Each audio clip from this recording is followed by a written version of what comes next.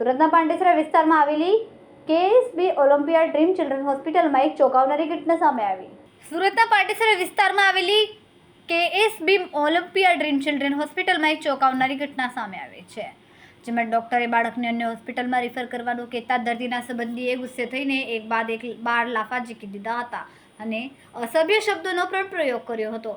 સમગ્ર ઘટના હોસ્પિટલના સીસીટીવી કેમેરામાં કેદ થઈ. આ ઘટના બાદ ડોક્ટરોમાં ભારે રોષ જોવા મળ્યો અને પોલીસમાં ફરિયાદ નોંધવાની તજવીજ હાથ ધરવામાં આવી છે. પ્રાપ્ત માહિતી અનુસાર એક યુવાન તેના નાના બાળકને લઈને હોસ્પિટલ આવ્યો હતો. બાળકની સ્થિતિ ખૂબ જ ગંભીર હતી. ડોક્ટરે બાળકની તપાસ કરી અને પરિવારને જાણ કરી કે બાળકને સારવાર માટે દાખલ કરવું પડશે, પરંતુ તેમની હોસ્પિટલમાં આઈસીયુની સુવિધા ઉપલબ્ધ નથી, જેથી બાળકને આઈસીયુની સુવિધા ધરાવતી અન્ય હોસ્પિટલમાં રિફર કરવા જણાવ્યું. ડોક્ટરની આ વાત સાંભળીને પરિવાર ગુસ્સે ભરાયો. હોસ્પિટલના પ્રશાસન દ્વારા જણાવ્યા મુજબ બાળક સાથે આવેલા 4 પુખ્ત લોકોમાંથી એક વ્યક્તિ નશામાં ધૂત હતી. શરૂઆતમાં પરિવારે ડોક્ટરની વાત સ્વીકારી અને થોડીવાર પછી પાછા આવવાની વાત કહી, પરંતુ લગભગ 20 મિનિટ પછી નશામાં ધૂત એવા એક વ્યક્તિ અચાનક જ હિંસક બનીને સીધું ડોક્ટરની ચેમ્બરમાં ઘૂસી ગઈ હતી અને ડોક્ટર કંઈ સમજે તે પહેલાં યુવકે ગાળાગાળી કરીને લાફાવાળી શરૂ કરી. ડોક્ટરે કારણ પૂછતા રોષે ભરાયેલી વ્યક્તિએ બાળકને એડમિટ કરવાની કેમ ના પાડી કહી એક બાદ એક નિર્દયતાપૂર્વક 12 લાફા ઘા ઝીકી દીધા હતા. એ દરમિયાન હોસ્પિટલનો અન્ય સ્ટાફ આવી જતા ડોક્ટર દ્વારા તાત્કાલિક પાંડેસરા પોલીસ સ્ટેશનમાં જાણ કરવામાં આવી.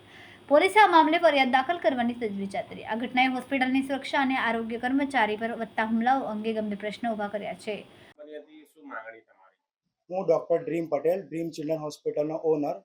ગઈકાલે જે ઘટના બની એમાં એવું થયું હતું કે એક પેશન્ટ રુદ્ર કરીને 2 થી 3 વર્ષનો છોકરો ઘરે ઉંદર મારવાની દવા ખાઈને અહીં આવ્યો હતો. મારા આસિસ્ટન્ટ ડૉક્ટર, નામ ડૉક્ટર મનોજ પ્રજાપતિ, એમણે ચેક કર્યું અને એમને સમજાવ્યું કે ભાઈ અંકલ, આમાં એડમિટ થવાની જરૂર છે. અમે ઉંદર મારવાની દવા ખાવાનું પોઈઝનવાળું કોઈ પણ પેશન્ટ આવે ત્યારે એને 24 થી 48 કલાક ઓબ્ઝર્વેશનમાં રાખતા હોઈએ છીએ. કોઈકવાર કોઈ પેશન્ટને તકલીફ પડે કે શ્વાસ લેવાની તકલીફ થાય, લીવર પર અસર થાય તો મોટી હોસ્પિટલ પણ મોકલવું પડી શકે અને આપણે ઓબ્ઝર્વેશનમાં રાખવું પડે. ત્યારે પેશન્ટ એવું કીધું કે હું દાખલ થવા નથી માંગતો અને ફાઇલ લઈને ચાલ્યા ગયા. મારા આસિસ્ટન્ટ ડૉક્ટર એકદમ શાંતિથી સમજાવ્યું કે ભાઈ, જો આમાં એડમિટ થવું પડે અને ઓબ્ઝર્વેશનમાં આપણે રાખીએ અને કંઈ કોમ્પ્લિકેશન થાય તો જોતા રહેવું પડે.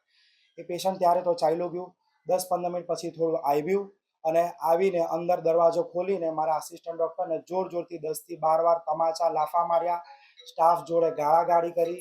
સ્ટાફ જોડે જોરથી અભદ્ર ભાષામાં વાત કરી અને મારા આસિસ્ટન્ટ ડૉક્ટરને જોરથી 10 થી 12 લાફા માર્યા, જે તમે વિડીયોમાં જોઈ શકો છો, જેમાં એમની કોઈ જ પ્રકારની ભૂલ નથી. એ જ પેશન્ટ પાછું સાચી ચિલ્ડ્રન હોસ્પિટલમાં ગયું, ત્યાં પણ એને એડમિટ થવાની સલાહ આપી, ત્યાં પણ એ પેશન્ટ એડમિટ થયું નથી. અમે રાત્રે પાંડેસરા પોલીસ સ્ટેશન ગયા છે, તેમણે લેખિતમાં કમ્પ્લેન નોંધી છે.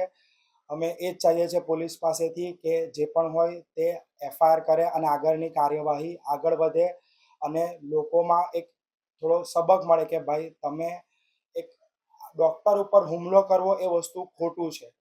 એમણે શાંતિથી સમજાવ્યું કે ભાઈ, દાખલ થવું પડે, તમારે નહીં દાખલ થવું તો તમે બીજી જગ્યાએ ફાઇલ બતાવી દો. એમને કોઈ ફોર્સ નથી કર્યો કે ભાઈ દાખલ થાવ જ.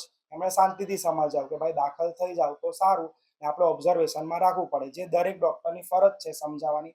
એમણે એમના પ્રમાણે ડ્યુટી કરી હતી, પણ પેશન્ટે જે પ્રકારનું બિહેવિયર કર્યું, દારૂના નશામાં કર્યું કે કઈ રીતે કર્યું, એ પોલીસને મેં કહું છું કે થોડી ઇન્ક્વાયરી કરે અને જે પણ લો પ્રમાણે આગળની કાયદાવે કરે અને કડકમાં કડક કાર્યવાહી એમના પર કરે, જેથી સમાજમાં એક થોડો લોકોમાં ભય બેસે કે ડૉક્ટર પર હુમલો કરવો એક થોડી ગંભીર ઘટના છે.